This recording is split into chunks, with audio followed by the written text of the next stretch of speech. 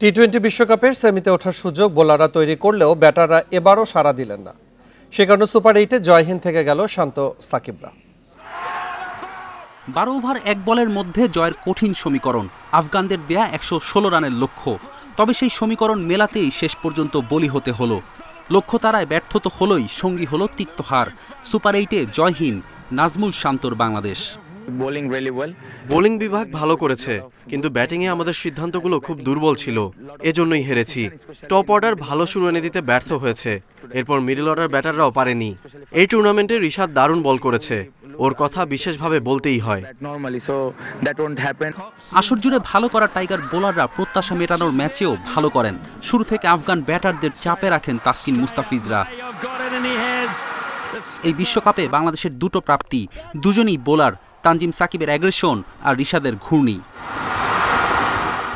এ ম্যাচেও 3 উইকেটে লেগির। চলতি আসরে 14 উইকেট নিয়ে সর্বোচ্চ উইকেট শিকারীর তালিকায় 2 নম্বরে রিশাদ। বাংলাদেশের পক্ষে কোনো টি-20 বিশ্বকাপে রিশাদেরই সর্বোচ্চ উইকেট। এই রেকর্ড গড়ার পথে ছাড়িয়ে গেছেন সাকিবকে।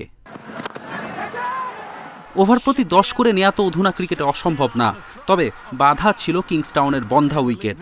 22 গজে রান করতে রীতিমতো ঘাম ঝরেছে দুই দলের ব্যাটারদের। বরাবরের মতো ব্যর্থতার পসরা সাজিয়ে একে একে সাজঘরে ফেরেন তানজিদ, শান্ত, সাকিব। সৌম্য ও হৃদয়ের ইনিংসও খুব সংক্ষিপ্ত। লিটন কেবল এক পাশ ধরে রেখে চেষ্টা চালিয়ে গেছেন। আসর জুড়ে লিটনের ব্যাটিং নিয়ে অনেক সমালোচনা হয়েছে, তবে তিনিই বাংলাদেশকে শেষ পর্যন্ত ম্যাচে রেখেছেন। সেমির আশা বাঁচাতে প্রাণপণ লড়েছেন, তবে শেষ রক্ষা হয়নি। ইতিহাস গড়া জয়ে আফগানিস্তান চলে গেছে বিশ্বকাপ সেমিফাইনালে। ফেরদৌস ইসলাম, ইন্ডিপেন্ডেন্ট নিউজ। এমন ইন্সপায়ারিং বাড়িওয়ালা হওয়া সহজ, কারণ দাগ পরিষ্কার করা আরো সহজ। দাগ লাগুক যতবার, বার্জার ইজি ক্লিন একবার।